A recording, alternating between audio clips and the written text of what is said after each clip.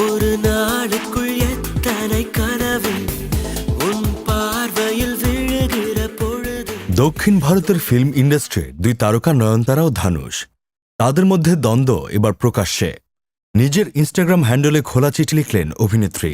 নয়নতারার মুক্তির অপেক্ষায় থাকা তথ্যচিত্র নয়নতারা বিয়ন্ড দ্য ফেয়ারি টেলে একটি নির্দিষ্ট ছবির ফুটেজ, গান ইত্যাদি ব্যবহারের জন্য ধানুষের কাছে অনুমতি চান তিনি।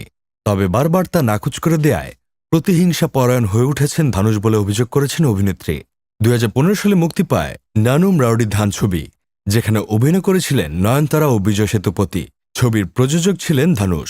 সেই ছবির বিটিএস থেকে 3 সেকেন্ডের ফুটেজ অভিনেত্রী নিজের তথ্যচিত্রের ট্রেলারে ব্যবহার করায় ধানুষ আইনি নোটিশ পাঠিয়ে 10 কোটি টাকা ক্ষতিপূরণ দাবি করেছেন বলে অভিযোগ নয়নতারার। সামাজিক যোগাযোগ মাধ্যমে দীর্ঘ খোলা চিঠিতে এমন নানা অভিযোগের কথা জানিয়েছে।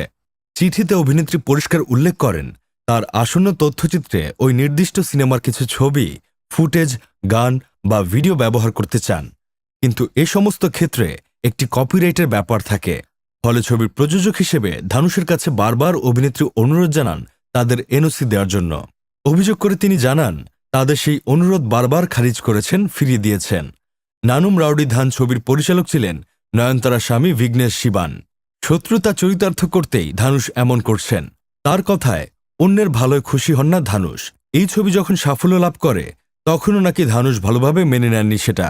সেই হিংসা থেকেই এমন কাজ অভিনেতা প্রযোজকের, দাবি নয়নতারার।